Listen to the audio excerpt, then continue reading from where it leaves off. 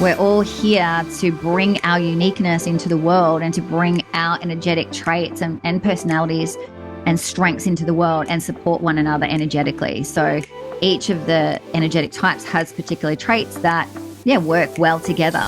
And I'm thinking about all these people in their physical health journeys. Yeah. And then when they actually discover their human design, they're like, oh, this makes sense. Well, haere mai from my heart place to your heart place, Judy King to the Heart Place Hospital podcast.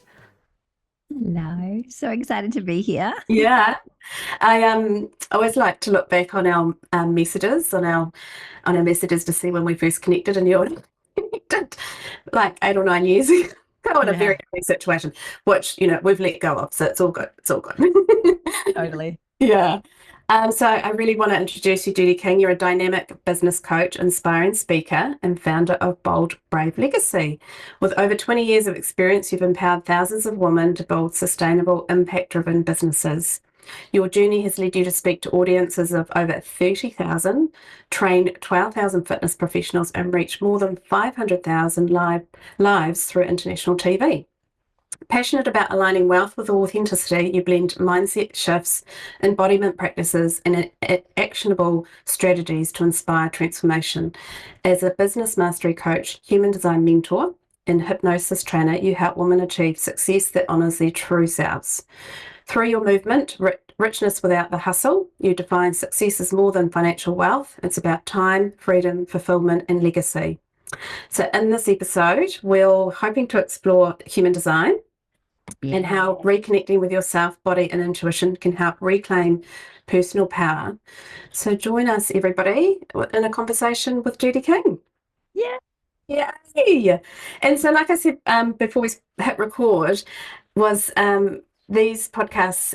We've got 3 listeners, so we've got people who are kind of like, is this it? Is this all, is this what I'm meant to be here for? Often people that come through our community have been through health or education, conventional roles, and we know that there is more. So they're one of our listeners, and another listener is like looking for people to kind of guide them, mentor them, doula them through these changing times. And then our third are those that support our movement and sponsor us and are great donors, so here to celebrate us as well. So I just knew that we needed to get human design into the Heart Place Hospital podcast, and Gene Keys, of course, as well. I think we're going to focus mostly on human design because some people haven't heard of it. So I guess a good place to start is we sort of tell us a little bit about your journey and a little bit about human design. Yeah, amazing. I'm so excited to be here and to be able to have this conversation with you. I know how passionate you are about human design, which I love. And it's like to backtrack a little bit, I personally was in the health and fitness industry. So 23 years I spent mostly in group fitness. So aerobics when I first started, and what we now call group fitness. And starting in Sydney, I was teaching 20, 25 classes a week and ended up competing in Miss Fitness competitions as well. I was very passionate about training and ended up being Miss Fitness Australasia for a few years and competed in the world titles and had the dream to be a professional athlete and get my pro card and compete internationally. But things changed very quickly. My husband and I at the time had a personal training studio. And some things happened in life that redirected us. And so we sold everything. We moved overseas, and I found myself in Southeast Asia, where actually was a really challenging, what happened, like, was really challenging time. But moving overseas, I spent a year in Bali, and then from there moved on and got back into the fitness industry after a year off. My life actually really took off, and I was offered so many amazing opportunities within the fitness industry. Les Mills was one of the big companies that I worked for, Southeast Asia and Australia crew, became a trainer, working based in Bangkok.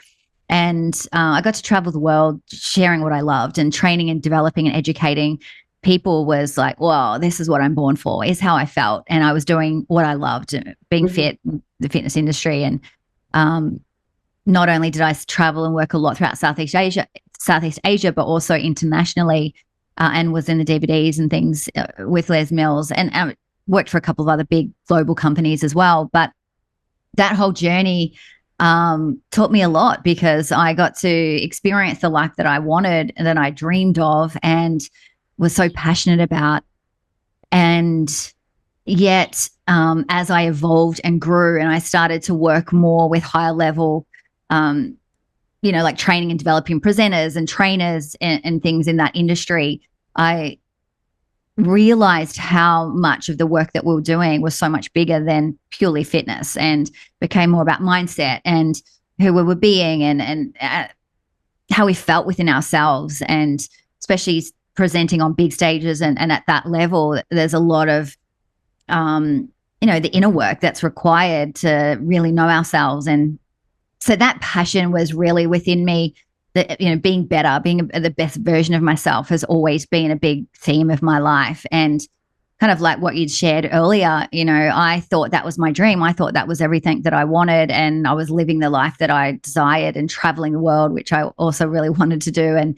But there came a point when I had my daughter, and a couple of years in from that, I realized that my life had changed. I had changed, and I'm evolving, and I do want more, and I wanted a different lifestyle, and I wanted to continue to grow. And I felt like I wasn't growing anymore in the industry and in the environment that I was in. And as I was continuing to evolve, and I went and did NLP trainings and just working on myself, ultimately, that kind of led me down another path. And so I feel like I'm a bit of a reinvention queen, because I've transitioned and, changed and kind of done a lot of different things, really. And I evolved out of a career in an industry that I loved and that I thought I would be in for the rest of my life. And I retired from that in 2017, and I transitioned out of that into my full-time business as a coach and as a mentor, which was a huge ego death. It was a huge transition.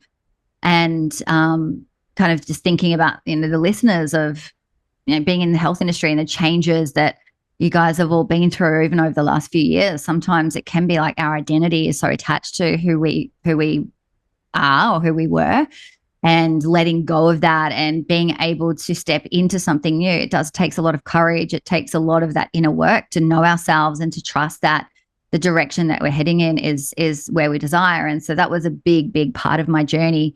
And then not only that, a year later, so at the end of 2018, after a year of being full-time in my business, and I was completely burnt out. And I was already burnt out when I moved into my business or started my business, because I'd spent a decade literally nonstop working, working during the week, every weekend almost. I was traveling to another country and training and developing, coming home, hitting the ground running again, like literally nonstop. And plus you needed a motherhood in there too. Yeah, that too. Yeah, exactly. So even kind of in the end of my career, I was feeling like, oh, I've got to do this, like, oh, I've got to push myself. Oh, I don't want to do this. These were kinds of the things that I was saying to myself. And I was really pushing myself and starting to dislike it, like losing the passion for it, because I was just like, I've got to do this, and not having the awareness of that inner dialogue and what was really going on for me. And so after a year of full-time in business and being a mom, the stress, the pressure of everything, mostly the pressures that I put on myself and the expectations that I had myself, even though I had a really successful year, was too much. And I was just like, I'm broken. Like, I'm done. I can't do this anymore. And I had this moment, and at the end of the week, Friday night, I'd been drinking probably a bottle of wine every night just to take the edge off the anxiety and the stress of it all. And I said to my partner, I can't do this. Like, I don't want to coach. I don't want to speak to another person. I'm done. Yeah.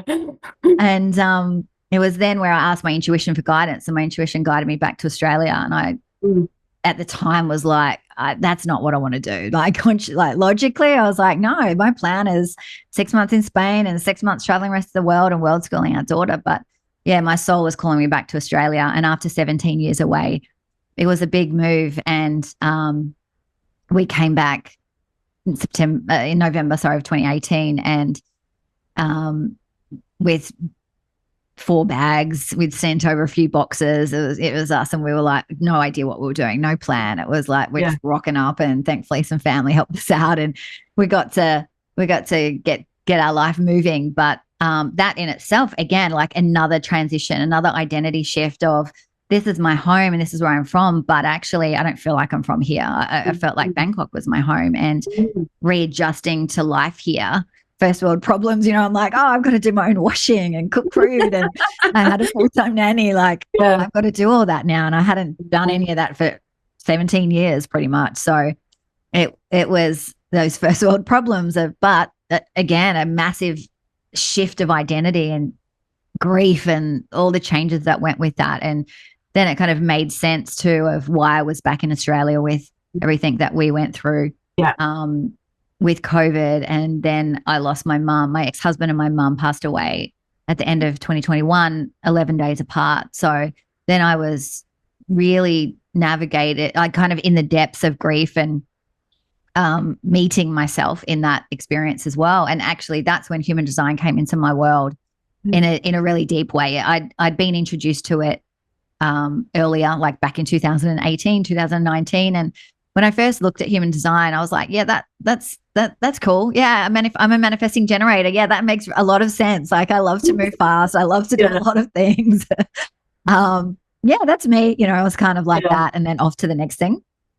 But when I was deep in my grief and I pretty much stopped everything, only maintained a couple of clients, it gave me the spaciousness to actually go, oh, like, what is this? And because I love to grow and I love to learn and I just love, I love doing stuff. So it was while I was really allowing myself to feel the emotions, I then also allowed myself to go, okay, so who am I really? I feel like that's just been a lifelong journey of really understanding myself. And that's what I've loved about it, is it's been able to teach me more about my energy and how my energy is designed to move in the world. And when I started to understand it on a much deeper level, it allowed me to connect a lot of dots and go, oh, okay, so that's why I did that.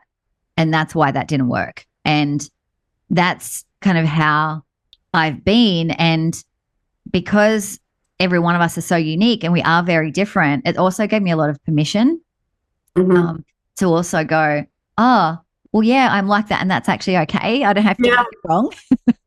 We're just talking about that because we're both twos, and we've both got the two line. And for people that don't understand that, that's the hermit. And it wasn't until I did my deep dive and I was like, oh, I meant to hermit. That's okay, right? This is okay. I don't need to make an excuse. I can be unapologetic about this. Totally. Going into my cave is what I need to do sometimes, and yeah, absolutely. And especially when we're used to being busy and constantly doing, and, that's a conditioning that so many of us have, right? Like, it's what we glorified, aren't we? We glorify, go life to the max. Yeah, absolutely. And hand on heart, I gave it a really good bash. Totally, same. And so it's, I feel like it's just such a new age way of being. It is the way of the future. It's similar to astrology. Human design gives us a map. It gives us what we call body graph chart of our energetic blueprint. And because it's based on placements of planets and neutrinos and stars and that kind of piece, and it brings in other elements as well, like the chakra system, but it's a little bit more evolved because there's 9 centers in human design, and some other modalities. It's this fusion of these beautiful modalities that are in the world. And the thing that I believe is, because we are energetic beings, we are all energy. And when we can understand our blueprint from this energetic level, it allows us to go, like, I am not like my mom, or I am different to my dad, or I could be the same as, but there are elements of me that are still unique and different. And also, I think as a parent, it's given me a lot of peace, I guess, in also knowing, I'm going to do the best that I can do as a parent. And my child is here to also experience what they're here to experience. So no matter how good I do and how well I do, there's things that are coded because it imprints 88 days before birth, and based on these placements as well of planets and other things, that also brought down through generationally and through our DNA. So it's like, oh, our children are going to be passed on these elements that they're here to navigate through and learn through and work on. And it's just a given that they're going to have to experience those things. And so I love that as well as it being giving me such great tools to be able to learn how to teach my daughter and how to get her to understand herself from a very young age as well.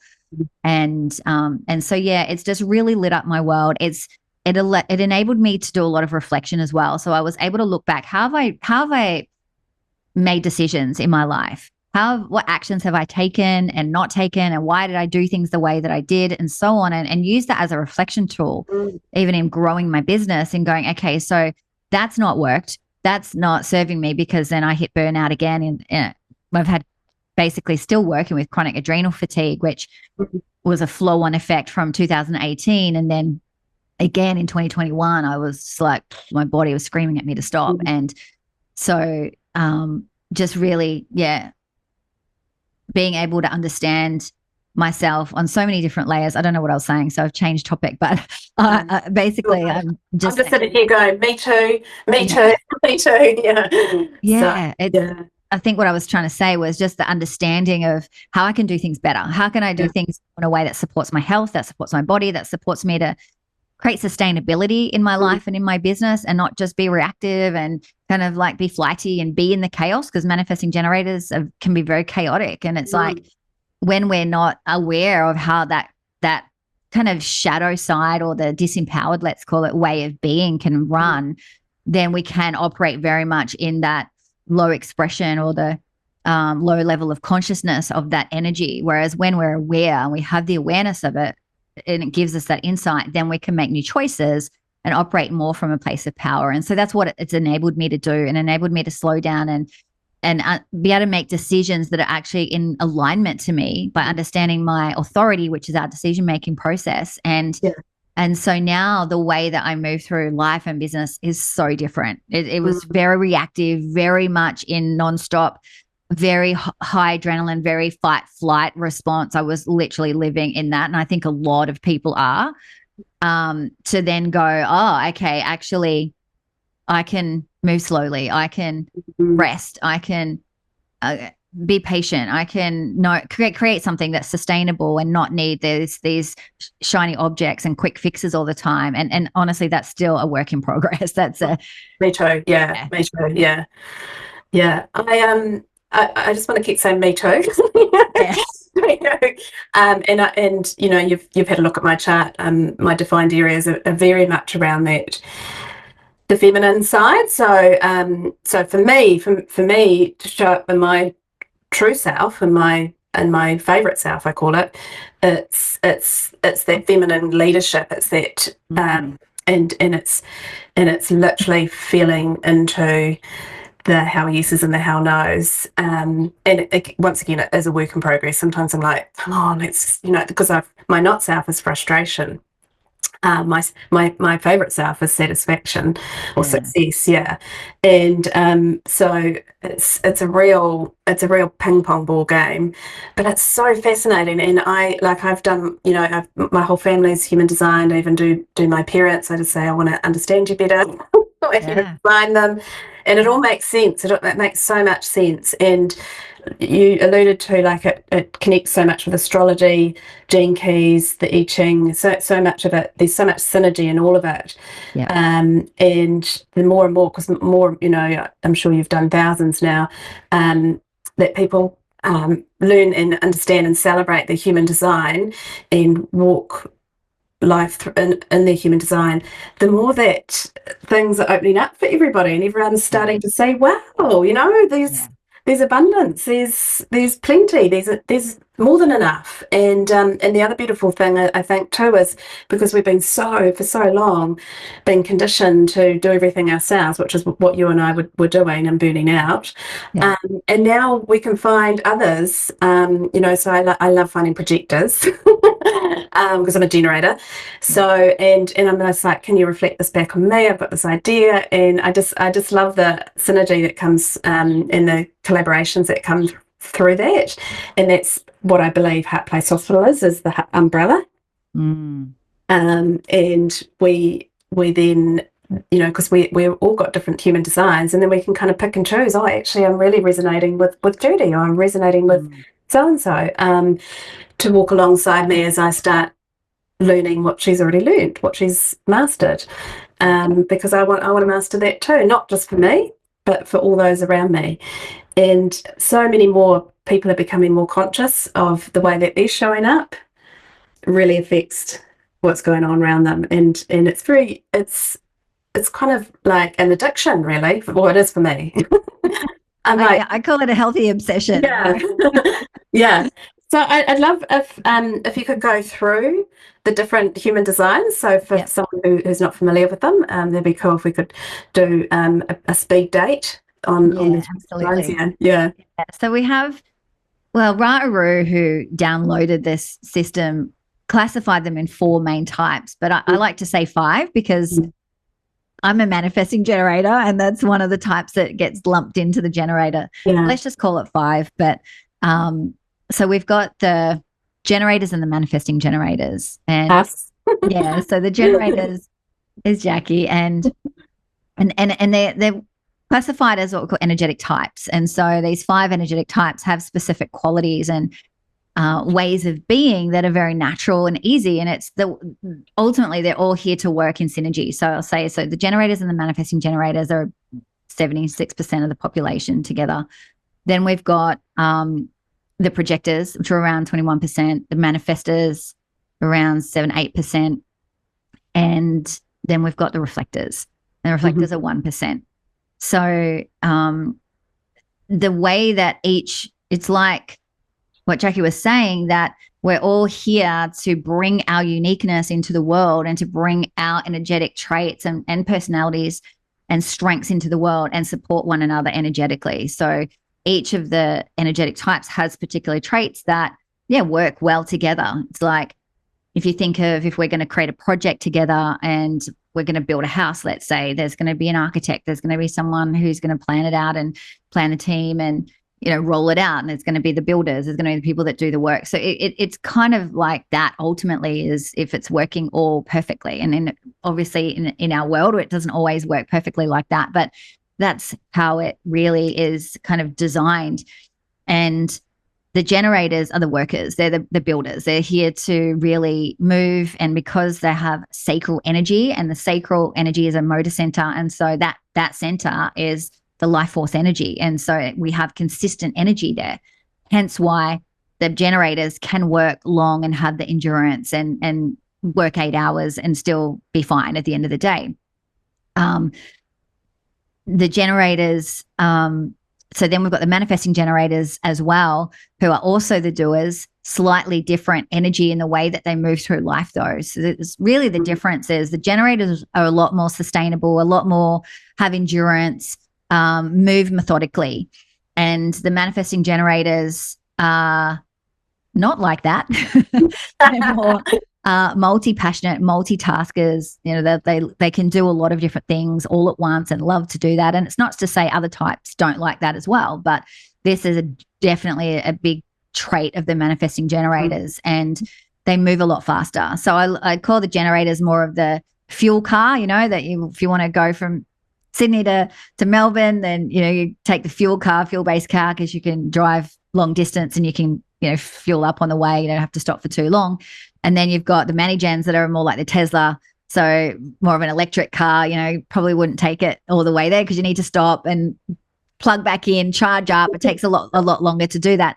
So the mani-gens they do move a lot faster initially, but then they can skip steps and kind of need to backtrack and do it. But they also need a lot of pauses to recharge their energy. And one of the things that a lot of mani-gens don't realize is they need that. And so they just kind of keep going and don't recharge enough. And then you've got the projectors, and the projectors are really here as the guides. So they can see things that none of the other types can see. They're great mentors.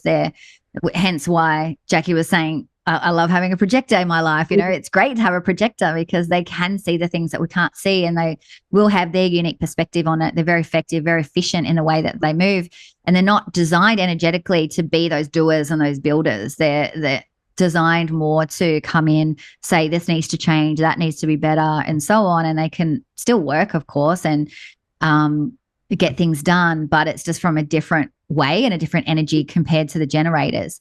A lot of projectors have been conditioned to operate like generators, so they can school system. Yeah, like can Yeah. experience a lot of health issues because of that. I've worked with a lot of clients, burnout, chronic fatigue, other things as well, where they're just literally operating out of alignment with their energy. The other thing a lot of people don't know is there's 3 types of projectors. And so not all projectors are created equal, is what I say. And so depending on the projector will also depend on how much energy they have. So we have an energy projector and then we also have a mental projector. Those two are quite different. So the way that they're going to experience life and energy that they will have is going to be different, and all of it is really understanding yourself, so you can experiment with it and see how does this feel for me. So sometimes there's blanket statements out there like, oh, generators should only work 4 hours and they need to sleep a lot. And they can, and some don't experience it like that. But as long as they are resting and refueling and spending more time resting. I've got parents who I've worked with where their kids are projectors and they call their kids lazy because they're laying around on the lounge. I've parented one projector. Have you? Yeah. Luckily, I had. Well, I'd stepped into the power of the menstrual cycle, so I had understood the need for rest in that cycle. Space. So I had actually parented to do that from an early age for rest, and then I discovered human design, and I was like, oh wow, she so needs more rest. Did you see the difference with your projector? Daughter? Daughter, definitely, yeah. Even now, she now lives with her boyfriend, and I'm like, do you miss having your own bedroom?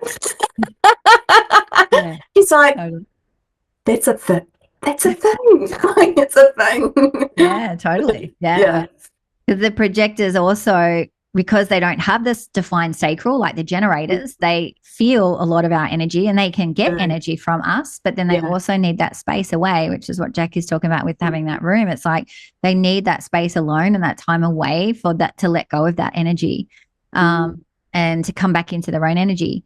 So, and I've seen with projectors a lot things like eating disorders as well, which is what my daughter experienced. And again, it's because they don't have that sacral, so they were feeding off others' energy. So for sure. And then depending on if they have the emotional center defined or not, like how they process emotions and things too can be a big part of it. And then, so that's a projector. And then we've got the manifestors, and the manifestors are really the innovators. They're the visionaries. They're the ones that have generally come up with the ideas. And again, it's not to say any of us can't come up with ideas, because we do. But if you think about it, in this perfect world, the manifestor is the one that like, this is what we're going to do, and this is how we're going to do it, and they'll roll it out, and then everyone else kind of comes together and does the work. So manifestors are really the only type that don't need anyone else. They can kind of do it all themselves if they really wanted to or needed to, because they also, they have at least one motor sensor defined, so they will have access to energy. And but again, same thing, they can burn out trying to do it all, and they can get caught up in that kind of lone wolf thing and think that they need to do it all. So allowing that support in, can be a really, really good thing. And manifestors will find, because they're here to innovate and come up with ideas and execute them and not maintain them, they may lose the inspiration for something and want to move on to something else. So it's kind of how their energy is really designed, and they're good for that. Sometimes in life it doesn't work like that. Like if you start a business and then you're like, oh, now I'm off to the next thing. It doesn't always work, right? So it's, obviously there's ways that we work with it to nourish that part of them. But yeah, very bold, very independent, very, very, when they're in their high expression, they're kind of like, very bold leadership is their essence. And then you've got the reflectors, who are the unicorns, who are the 1% of the population. And one of my close friends is a reflector, and I've got clients that are reflectors as well. But reflectors are really there to show the essence of what's going on in the environment. They're Ra'aru would describe them as kind of being the monk that goes to the top of the mountain and meditates, and everyone wants to find them. They're the master, they want to Yeah. find them and ask them for advice and wisdom. The reflectors have that energy where they're there to taste and sample the environment Hmm. and to reflect that back and to say, Yeah. this is the health of the environment. This is what we need to do. And again, they can see things uniquely and they will be able to give a lot of perspective and a lot of feedback. It's kind of like again, in that whole building scenario, they'll be the ones that come in and assess and be like quality control kind of piece, right? This is good. This is what I'm seeing. But from that overall perspective, and definitely very unique in the way that they experience energy. They have all open centers, so they're quite susceptible to energy, very, very susceptible to people's energy, and yet they're also here to taste and experience that, and they have to learn and discern Mm. what energy to take in and what energy is not theirs, and that can be a big journey. And quite often they feel very unique, they feel very different, they can feel very unseen and just Mm. different from others because of their energy is very unique. Mm. So big journey for them is to learn that they are different and to love that part of themselves and to, Mm. yeah. And so, yeah, this is kind of like a very brief description of, It is, yeah, but it's great. It's great. yeah.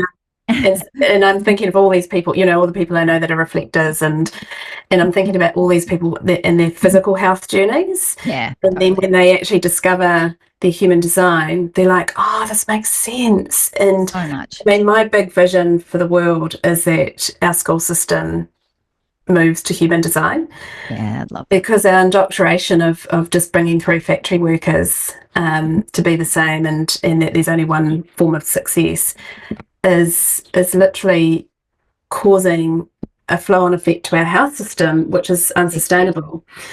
Whereas if you and I had learnt this much earlier, well, we're here wisdom keepers, so we're here to share this wisdom.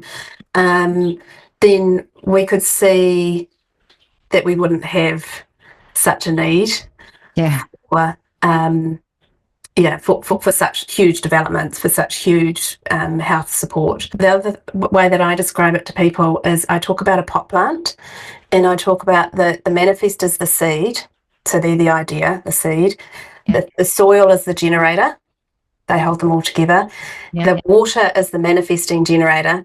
The sun is the projector, and then the reflector enjoys the product. Yeah. Yeah. I love that. That's a Yeah. good analogy. Yeah. So good. And then of course you go into the whole gates, and you can go into your money area, you can go into every area of your whole health, your whole life. Yeah. You can go into every area and actually really understand. That's where people like yourself come in and can give those tools so that we can support ourselves, so we don't have to push, hustle. We can actually use literally what God gave us. Yeah. Yeah. And more and more of us are discovering now that we're stepping into our human design, that there is only abundance. There's more than enough. Whereas when we've continued with this society of creating factory workers, then we've got a whole lot of mindsets of that there isn't enough, that there's only a certain amount for certain people. But that's a work in progress still, Always. Yeah, I found Gene Keys about 9 years ago, and one of my keys is philanthropy. And so 9 years ago, when I read that about my key, I was like, "What? Like philanthropists, wives of surgeons? Like I'm not a wife of a surgeon." And 9 years later, here I am, a philanthropist, and founding a charity. So it's pretty phenomenal, and you've got to see the bigger picture. You've got to wait for the bigger picture, I think, often. Yeah. Yeah, it's so extraordinary. And one of the things that I hear a lot with my clients is that my human design and my gene keys just pulls me forward into a higher expression, a higher version of myself. It's very inspiring. It's the opportunity to look at our shadows as well, the parts of ourselves that play out, that keep us stuck and keep us not moving forward. And, there's particular placements in the chart that for our greatest healing, or for the place that will keep us, probably an area where we can be stuck. But and I definitely use those shadow elements as a piece to have a deep awareness of. But then the gifts and the city. So in Gene Keys, there's shadow, gift, and city, and they're all just words. But it's through contemplation, and we get to look at it. For an example, inertia is one of my shadows in a key placement in my chart. So it's like when I'm not moving forward, when I'm procrastinating, when I'm whatever using irresponsibility to not move forward, it's like I can see that, I have that awareness. And then the gift is determination. So I can be like, okay, so what do I need to bring to what consistency do I need to bring and determination to this do I need to bring so that I can continue to move up the mountain? It's like my life's work is to be the mountaineer. It's to really guide my clients and guide people to take small, seemingly insignificant steps up the top of the mountain to ultimately get to the summit. So right, it's like the essence of these pieces of who we're here to be energetically and what we're here to master ourselves are very, very inspiring when we use it in that way. So Yes, I love it. Because when I first started doing my Gene Keys, so my shadow is struggle. mm, My gift is perseverance, yeah, and my city is honor. And so when I first saw it, I thought, oh, I don't want to struggle. yeah, I don't want that. But yeah, it's exactly like I say, when you sit in that contemplation, you're like, okay, well, I don't need to struggle. I can just gentle persistence, yeah, and then I can step into my favorite self and what I'm here to do to lead. Um, and it just it's like your shoulders drop. It's like an unlearning and a remembering yeah. all in one. um, Totally. And it can and really shift like perspective as well. For yeah, example, so that gate that you're talking about is here, gate 38. This is Jackie's what we call life's work, or it's the symbol of the sun. So it's what we call the conscious sun. This is the conscious side, this is the unconscious side. This is what's mapped out when you're born, the time of birth, and this is what's mapped out the 88 days before. So this conscious sun, gate 38, yeah, it's the fighter. It's um like what you said, you can look at it and be like, oh, I struggle, and maybe you have gone through life and experienced a lot like that. And but the reframe of it, the way to look at it through the different lens is that I'm here to fight for something meaningful, you know, which is what you're doing, right? Like with the work that you're doing as well. yeah, It's like you can bring the fight and you can bring it from a place of power versus the disempowered side of it, which is I need to fight for everything and, kind of be in the struggle side of it versus you can be in the uplifting, really empowering side of it, which is what you're doing now, which is again, right, these alignments that happen and when we're able to soften and step into it from the higher realm, the higher level of consciousness is really powerful. So let me go into the chart a little. So initially, I would say don't kind of think about the numbers. If you want to get into Gene Keys, then you'll learn more about this. But Gene Keys, Richard Rudd created the Gene Keys. He worked with Ra Uru in human design for many, many years. And he was like, oh, I really love this.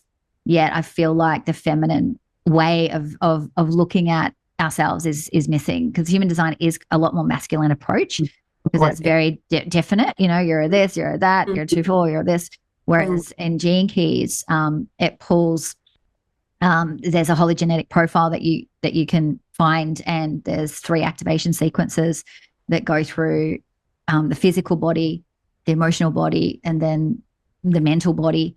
And through the contemplation in each sphere, you get to kind of know yourself, like look at again the shadow, the gift, and the city from a very feminine perspective. It's very much about contemplation and a journey of that, which is a lifelong journey. So he's beautiful. His work is really beautiful, and the way that he brings it in, and I fuse that in with the work that I do because I feel like the gates on a human design perspective is very minimal. There's not a lot really about it. So the Gene Keys kind of adds to that. great. But in human design, we have the body graph. This is the body graph here, as you can see the body, and then as we see all of these centers here. So we've got 9 centers. This is the crown or the head. We have the ajna here, which is like the third eye. This is the throat. The G center is just under the chest, kind of like solar plexus kind of area, even though we call this the solar plexus, but the G center is like right under the chest. It's the G center or the identity center. This one's the will center or the ego center or the heart center. This is solar plexus, also known as the emotional center. This is the sacral center that I was talking about for generators. This is the spleen, and then this is the root.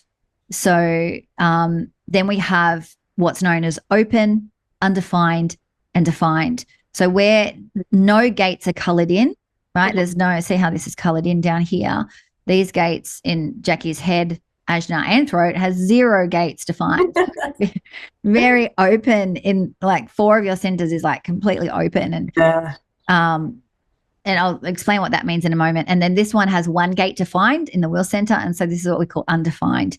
Undefined and open, very similar in essence. And the essence is that this is where you're here to be the mirror. It's a lot of what you're here to learn, the wisdom that you're here to learn, being that in these areas we can experience a lot of projection. We can experience a lot of conditioning because of the openness. And like I said, the reflectors, they're all white. They're either undefined or open in all of the centers. So same thing. We can be very susceptible to conditioning. And each of the centers has its own meaning. It has its own kind of qualities and traits and things that it's about. Obviously, the throat is about communication and manifestation.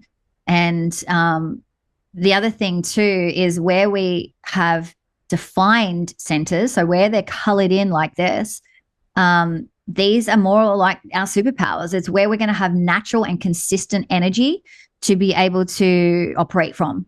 So these areas here for Jackie is where she'll have inconsistent energy. It's not that she doesn't have emotions, right? Like not have, but the energy of this area will be a lot more inconsistent.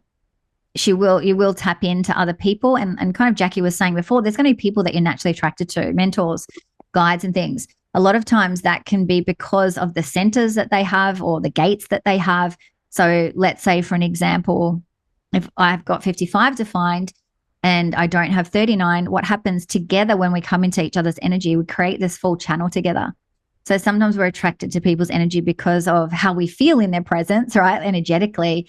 And so by 2 people coming together, the energies come together, it can create a synergy of different energy in the way we work and the way we move and the way we communicate and function together. Hence why a lot of times, through our relationships, the intimate partners that we have, when you look at each other's chart, there's a lot of synergy. There's a lot of what they don't have, you have, and so forth. And that's because just naturally, energetically, we're attracted to those people and attracted to what we don't have. And hence why we bring those people in. So this all works, really beautifully when you look at relationships and really start to understand each other from that perspective. We do tap into other people's energy. Our work, especially in these undefined and open centers, is to learn how to be the sieve versus the sponge. Because what can happen is the head is the ideas and the inspiration. It's the only center that actually comes outside of the body. So as you can see, it's coming outside of the head. It's tapping into source energy. And so with the openness, it's like we're open, we're susceptible, we're here to take in everything from our environment. And with it, I have an open head and ajna as well. With the open head, it's like we'll feel and tap into lots and lots of different ideas and inspiration, and a lot of it's not our own. But what can happen is we can take it all in and have a million ideas and think, oh, I need to act on that. I need to act on that. I need to, and think we need to act on it all. And then we're like exhausted and overwhelmed because there's too many ideas. And we're like, I don't know which one to pick. Right. And then with the open ajna, so this one's ideas and questions. The ajna is the answers. And then when you don't have definition here, it can also be because there's inconsistent energy, it can also feel like, but I don't know. I don't have the answers. And so then we start sourcing and looking outside of ourselves for the answers and outsourcing our power because we feel like, I don't know, I need someone to tell me. And so, right. So learning this and understanding this, what it can do is it can help you with a lot of overwhelm in understanding, okay, like every idea I have is actually not for me to act on. It's for me to sit with and be with and check in with my sacral and see if I have the energy for that and see if it hangs around or if it goes. So, a lot of times ideas will come and then you get excited, but then 2 days later you're like, no, I don't want to do that anymore. Right. So that patience is really key. But for for Jackie, your sacral energy is your authority. This is how you make your decisions, is knowing yes or no. Yeah. And again, this is a real learning process because our conditioning is to make decisions from the mind. And the mind here is in the human design, what is made up through the head and the ajna. All of this together is the mind. It's the ideas and then it's the answers. But the way that we look at it is this is the processing hub.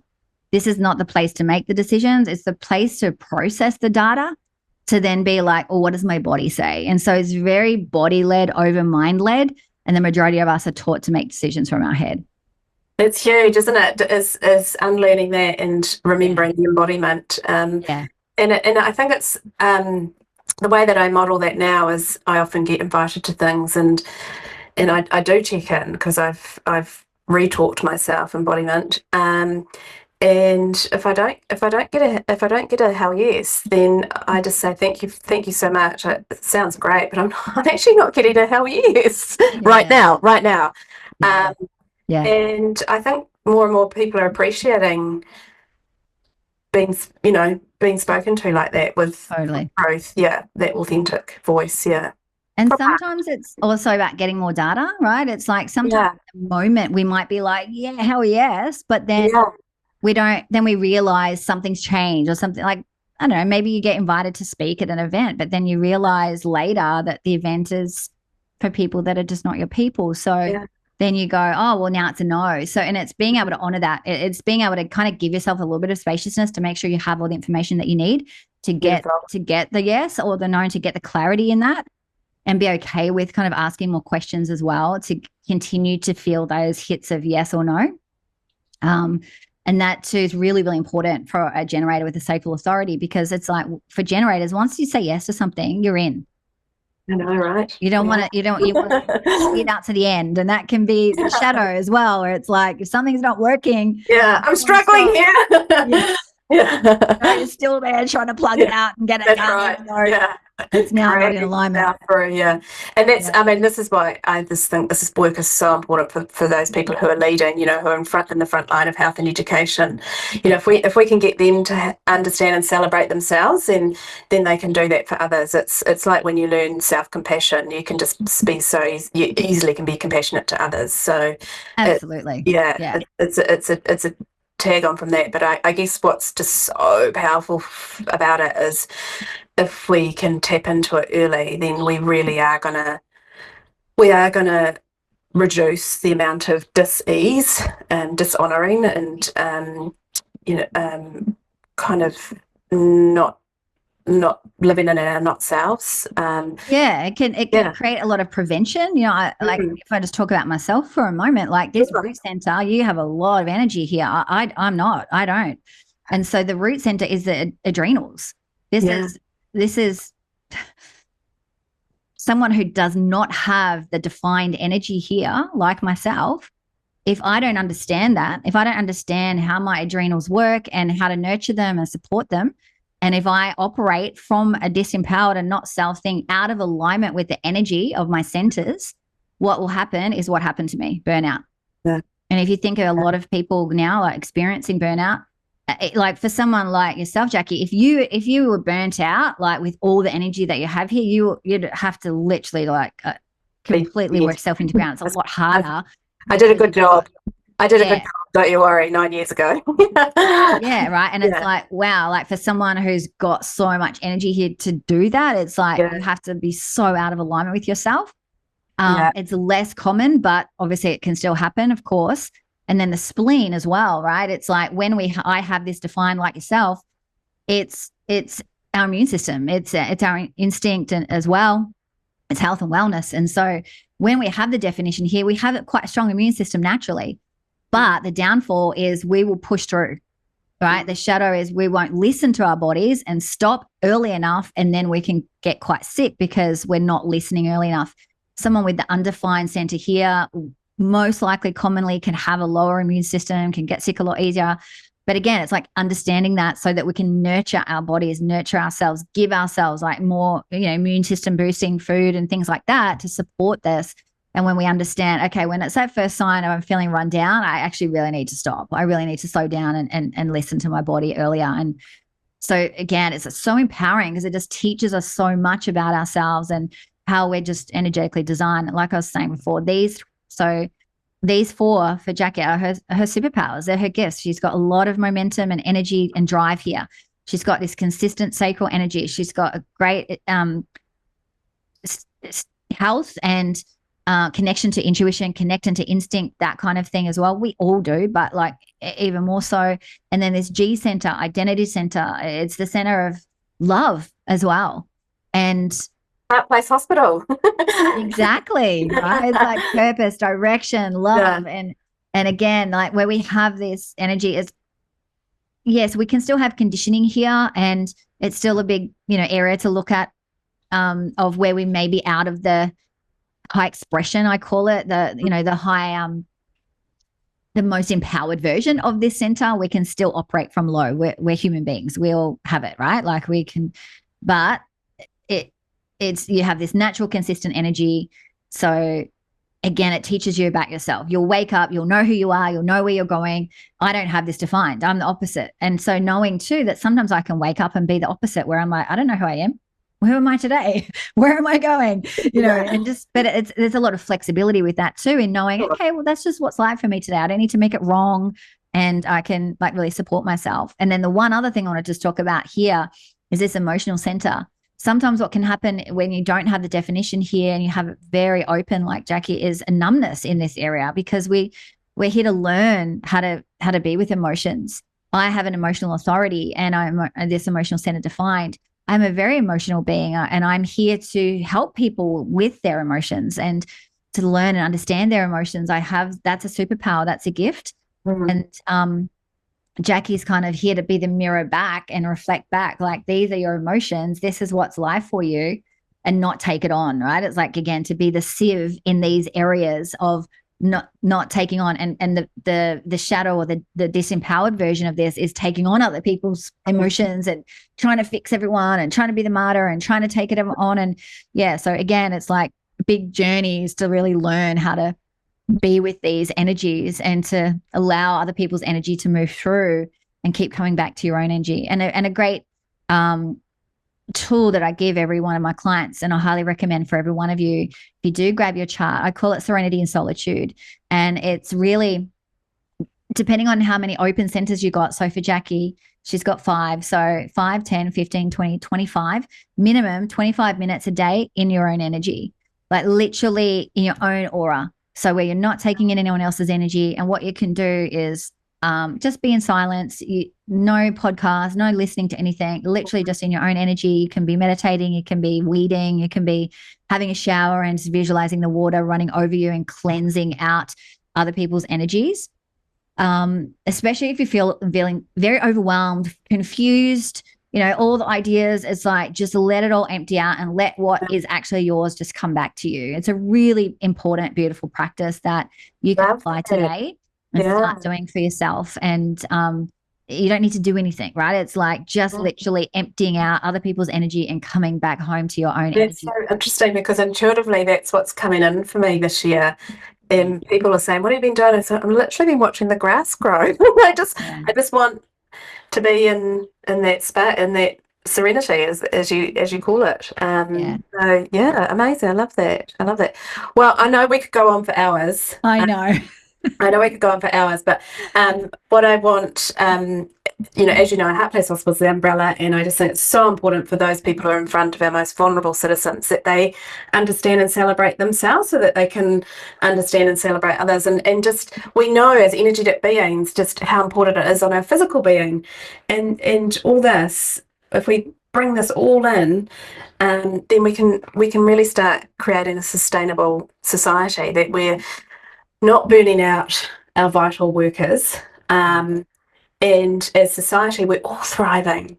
There's not just those at the top. So thank you so much. I can't wait to do more, and we're going to, I know we are, and but how I want to end is just if you could share with our listeners what's coming up in your heart place and how people can find you. Yeah, absolutely. What's on my heart is a lot of self-love and a lot of self-nurturing, especially, as I mentioned, really working through over the last year to slow down a lot and nurture my body. And while my daughter's 9, I unschool her, so she's home 3 days a week with me while I've got a multi-six-figure business. And it's been a journey to really love myself in the pace that I'm going at, especially being a manifesting generator where I want everything now and yesterday. And so I'm still working on that to like really be at peace and to prioritize my health and my body. And it goes hand in hand with what I'm passionate about with the clients and the women. And I work with men as well. A lot of my marketing is more around women, but I still do love working with men as well. Is really, yes, I help women in business to lead from a new way. And Richness Without the Hustle is really about that reconditioning us to slow down, to give ourselves permission to prioritize ourselves. And, that's so important for me to support women and men to do that, because it's our future, right? It's like if we don't do that, if we don't change the paradigm in how we've been conditioned to function and operate and create fulfilled lives, like richness from within, then it's like, what's the point? Like we can have the things and have the dream life, but then it's like, yeah, well, what's the point of that? And I know the ripple effect that is available when we can create that richness within ourselves because of who we're being and loving the person that we are. And that's a big journey for me and a big journey for the people that I'm serving and supporting. And so that's really what I want to be known for and what I am a stand for, so that we can come home to the most authentic expression of ourselves. And I think for me, I'm consistently trying to learn, like, who is the authentic version of myself, right? And but it's a beautiful journey to go on when we can bring it back internally within and empower ourselves. And so if you would love to learn a bit more about human design, I have some amazing online courses that are available, and it's like self-paced learning, and you can work with me kind of in a private capacity as well. My website is thejudyking.com, and Instagram is the same. So the Judy King, and Facebook is I am Judy King. Beautiful. Oh, thank you so much, Judy. I've really enjoyed today, and I'm sad that it's ending. I know. I hope it's been able to open up a little bit of insight and understanding for the exactly. Yeah, just want people to just get that curiosity and that connection to our human design and to our health and to our ability to thrive. Yeah, so amazing. I love what you're about and what the work that you're doing in the world. Thank you.